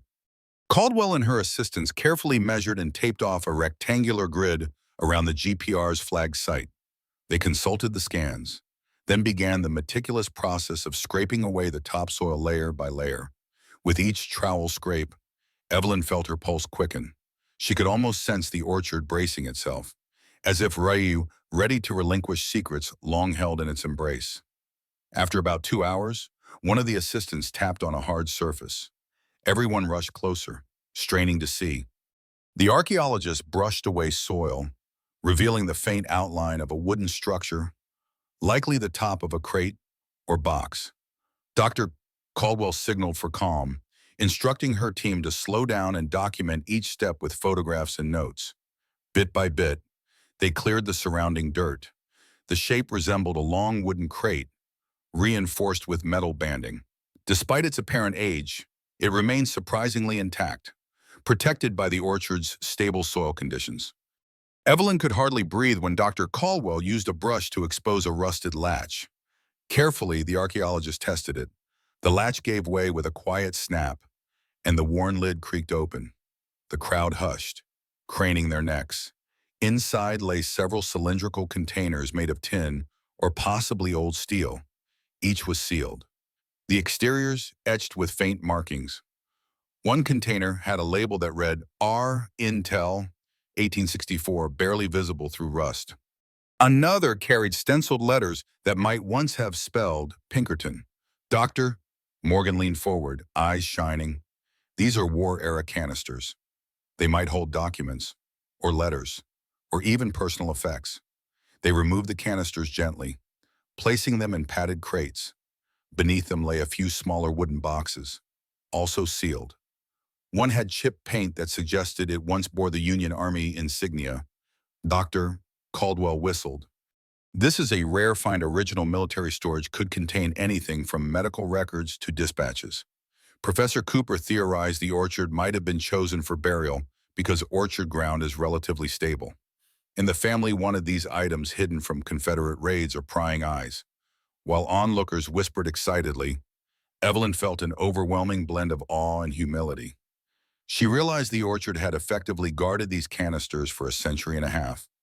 If not for Pinkerton's cryptic references, they might have stayed buried forever, slowly decaying in the earth. She crouched down, running her fingers over the soil. "Thank you," she murmured, as if speaking to the orchard itself. A gentle breeze seemed to rustle the budding branches overhead, as though acknowledging her gratitude. Now, the real work understanding and preserving this newly unearthed legacy was about to begin. Over the following days, Dr. Caldwell's team carefully transported the orchard's newly unearthed items to a secured workspace inside the Renshaw barn, which had been cleared and partially fitted with climate controls. The barn's loft served as a staging area, where each container was cataloged, photographed, and gently opened under the supervision of experts. Evelyn, accompanied by Professor Cooper and Dr. Morgan, hovered in the background, eager yet respectful of the professionals' methods. The first canister revealed a roll of documents that appeared to be coded telegrams and field reports from Union intelligence. Dr. Morgan's jaw dropped at the volume and clarity of the texts. "Some of these might be Pinkerton's original dispatches," she said, pointing to one dated 1864 detailing Confederate troop movements near the Kansas-Missouri border. Another set contained personal letters with references to emancipated individuals, possibly listing names, ages, and details of routes leading north. This was an emotional moment for the entire team, confirming that the orchard likely served as a clandestine archive of both military and humanitarian efforts. In a second container, they discovered a series of diaries written by various hands, one labeled M. Renshaw, 1863, another scrawled with Confidential Journal, Pinkerton Agent Number 14. Pages crackled with age, their ink occasionally blurred by moisture, but the text remained mostly legible. With each diary opened, glimpses of everyday life during the Civil War sprang forth. Certain passages describe feeding and sheltering runaway slaves in the orchard's hidden cellars. Other entries detailed coded communication systems used by Pinkerton's operatives, referencing safe houses across Kansas. Dr. Caldwell explained that such diaries were exceptionally rare, especially ones directly linking Pinkerton agents to Underground Railroad stations. Evelyn watched the experts handle the artifacts with reverence, using cotton gloves and special humidity-controlled cabinets. She felt a tightness in her chest, a combination of awe and responsibility. Years ago, she'd been struggling just to keep a roof over her family's head. Now she oversaw the unveiling of a lost chapter in American history. She recalled her initial dread at discovering old trunks and letters, fearing they'd complicate her life. While they certainly had, she also realized how fulfilling it was to be part of something meaningful, giving voice to those who'd risked their lives for freedom. That evening, the barn closed up for security, and Evelyn escorted the children back to the farmhouse. Over dinner, she tried to explain in simple terms what the team had found. Thomas grinned wide-eyed, imagining secret spy missions and heroic rescues. Abigail appeared more reflective, asking if any of the runaway slaves were kids her age. Maybe, Evelyn answered softly. We don't know yet, but if they were, I hope they made it to a safer place. Abigail nodded, her face solemn. Before bedtime, Evelyn stepped onto the porch, gazing at the orchard under the moonlight.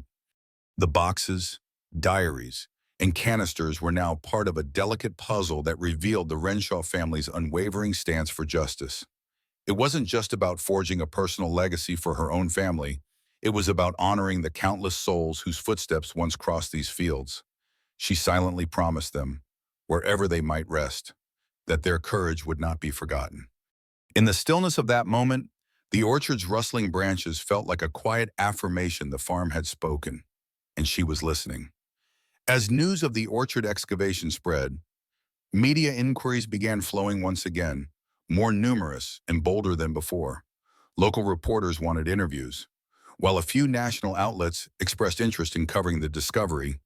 One enthusiastic producer even proposed a documentary, offering to bring a camera crew to the farm for exclusive footage. The onslaught overwhelmed Evelyn.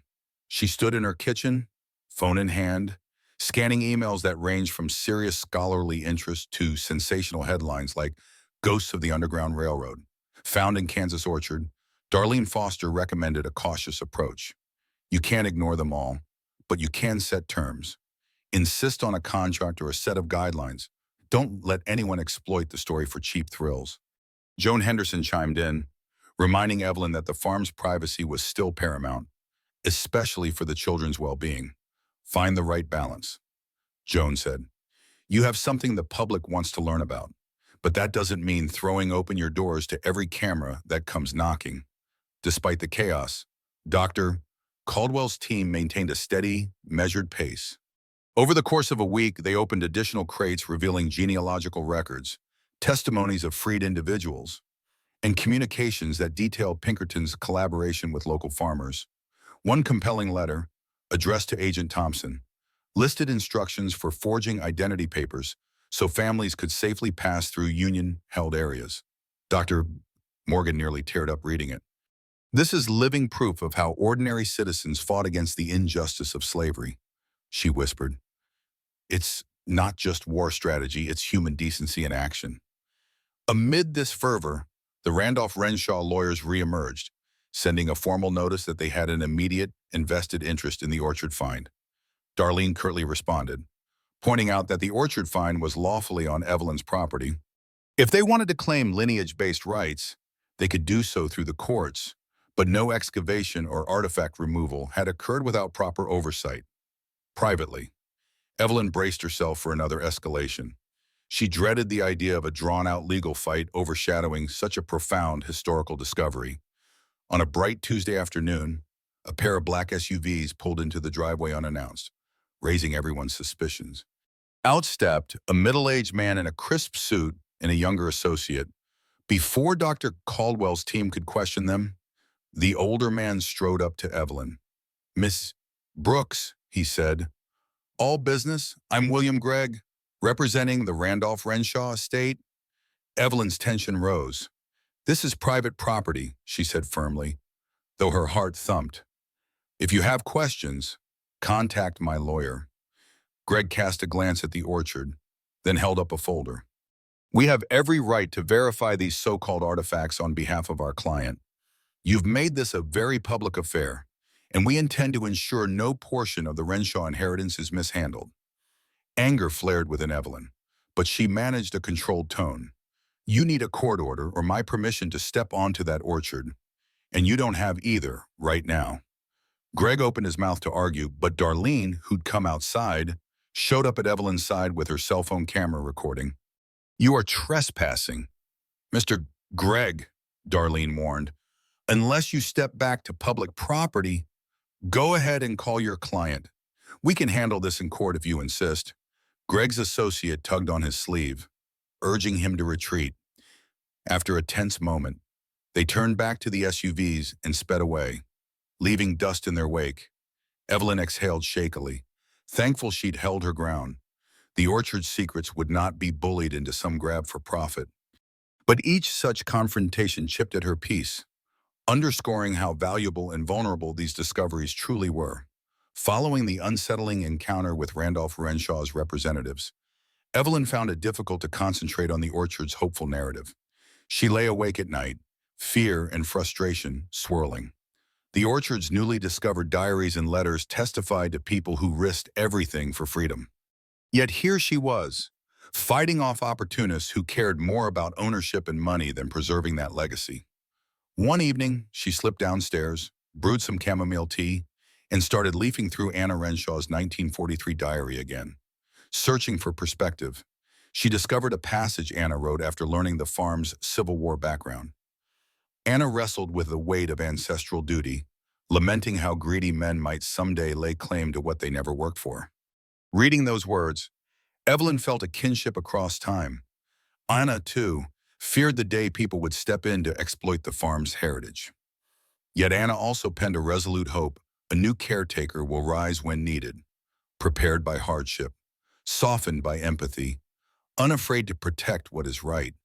Evelyn found those lines hauntingly applicable. She wondered if Anna had envisioned someone like her, an unlikely widow who stumbled onto the farm out of desperation, only to become its protector. In the morning, she confronted the daily task with renewed determination. The orchard blossomed fully now, pink and white flowers adorning branches that only months ago were frozen and stark. She loved walking amidst the rows, inhaling the sweet scent, feeling a gentle reminder that life persevered. She and Rosemary set about cleaning the farmhouse from top to bottom, anticipating visitors. Dr. Caldwell had completed her initial catalog, and soon there would be deeper analysis by a broader historical panel. Evelyn wanted the house presentable, if not perfect. A quiet sense of victory came when the children returned from school one afternoon, excitedly announcing they had new classmates interested in seeing Lincoln's letters. Instead of dreaded media harassment, it was simple childhood curiosity, a sign that, at least locally, the farm's story inspired wonder rather than greed. Evelyn smiled, reminding them that proper tours might start once everything was set up for public viewing. For now, she told them, the orchard was still a place for them to run and play, bridging imagination with history in a way they might only truly appreciate when they were older. Outside, in the last golden rays of daylight, she spotted Joan Henderson hauling a wheelbarrow of mulch towards some freshly planted saplings near the orchard's edge. Joan had proposed planting a few new apple varieties, symbolizing the farm's rebirth. Evelyn joined her, taking a shovel to help spread mulch.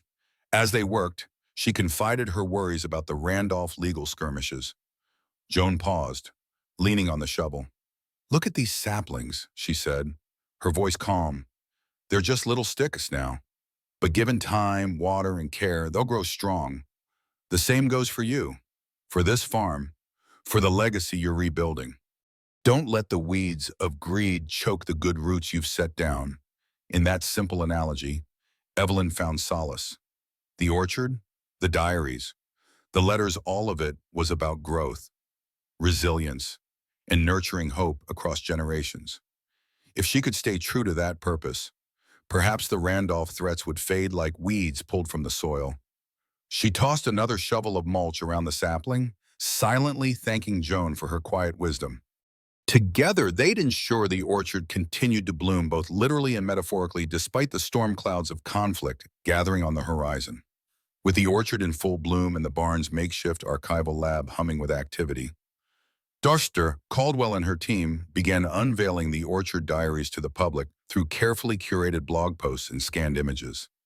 In short digital bursts, they highlighted entries about secret codes, local families who'd assisted the cause, and Pinkerton's cunning infiltration methods. Online engagement soared. Readers from across the country left comments praising the farm's historical importance, while others expressed shock at learning how deeply local farmers had contributed to the war effort. Evelyn noticed an uptick in visitors to the county's library exhibit on the Renshaw documents. Edna Lawson reported that the small display of scanned artifacts was drawing record crowds, prompting talks of expanding the exhibit or even establishing a permanent mini-museum. The library's director asked if Evelyn might donate a few orchard diaries for permanent display, but Dr. Morgan cautioned that the diaries should remain in climate-controlled storage until fully preserved. Evelyn agreed the diaries deserved professional care first. Still, she felt a rush of gratitude. People genuinely cared about this history, wanting to learn and preserve rather than exploit. It reaffirmed her decision to be transparent rather than secretive. Behind the scenes, however, legal maneuvering persisted. Randolph's lawyers continued to bombard Darlene with threats of imminent legal action. One morning, Darlene called with a slight urgency in her voice.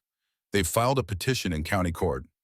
They claim your orchard excavations are part of a deliberate plan to conceal inherited property from rightful descendants. It's a stretch, but they might try to freeze further research until a judge rules. Evelyn felt her stomach drop. She'd done everything above board, so the accusation stung. "Let them come," she said softly, anger trembling under her words. "We have the truth on our side." Within days, the court set a hearing date. Darlene asked Professor Cooper, Dr. Morgan, and Dr. Caldwell to provide affidavits attesting to the legitimate historical research and preservation efforts at the farm.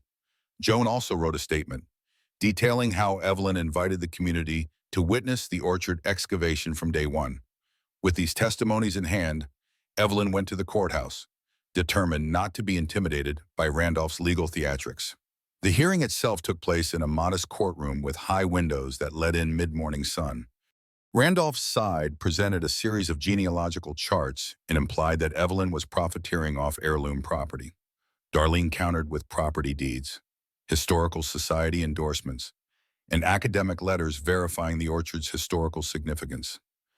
Evelyn sat quietly, resisting the urge to interject, trusting Darlene's steady logic. Finally, Professor Cooper took the stand, explaining with a calm authority how they discovered the orchard items through GPR and archaeological best practices. His testimony struck a chord with the judge, who asked pointed questions about the orchard's usage over the last 150 years. After a tense pause, the judge dismissed Randolph's request for an immediate injunction, citing a lack of compelling evidence that Evelyn was hiding anything or acting in bad faith. The relief that washed over Evelyn felt like a physical weight lifting off her shoulders. Randolph's lawyers glowered, but they'd lost this round. As Evelyn left the courtroom, her children in tow, she stepped into the bright spring sunlight. She couldn't stop a small grin from forming. Though the battle wasn't necessarily over, the orchard and all it held would remain safely in her stewardship for now. And that victory, however modest, tasted sweeter than any apple she could ever hope to harvest. A few days after the court hearing, Evelyn organized a modest celebration at the farmhouse to thank everyone who had supported her in the orchard's restoration. Neighbors, volunteers, historical society members, and Dr. Caldwell's team gathered in the yard, sharing potluck dishes under a sunny sky. A soft breeze carried the fragrance of apple blossoms in full splendor, and children scurried around with laughter, playing tag among the orchard rows. Even Rosemary and Joan, usually bustling with tasks, took a moment to sit on the porch swing, sipping iced tea and watching the festivities. In a short speech, Evelyn expressed her gratitude. She reminded everyone how a mere 8 months ago, She was a desperate widow bidding on an abandoned farm, clueless about the treasures beneath its soil. Now, the orchard and its diaries were poised to alter the county's historical narrative, maybe even the nation's understanding of Civil War intelligence and the bravery of ordinary farmers who aided enslaved families. She thanked Dr. Caldwell and Dr. Morgan for their tireless research, Professor Cooper for advocating so eloquently in court, and Darlene for her unwavering legal guidance. Tears brimmed in her eyes as she concluded, "Without each of you, this farm's voice might have stayed silent." Under the barn's newly repaired roof, a few tables showcased images of the orchard vault and excerpts from diaries, attracting curious glances from neighbors who hadn't seen them yet. Dr. Caldwell stood by, explaining details. In one photo, a specific diary page mentioned a young girl traveling north, referencing how the orchard's bloom signaled hope in her darkest hour. "If only she could see this now," Dr. Caldwell murmured, her voice thick with emotion. "Her story isn't lost. It's blossoming here again." Later, Abigail and Thomas, brimming with excitement, dragged Evelyn to the orchard's gazebo.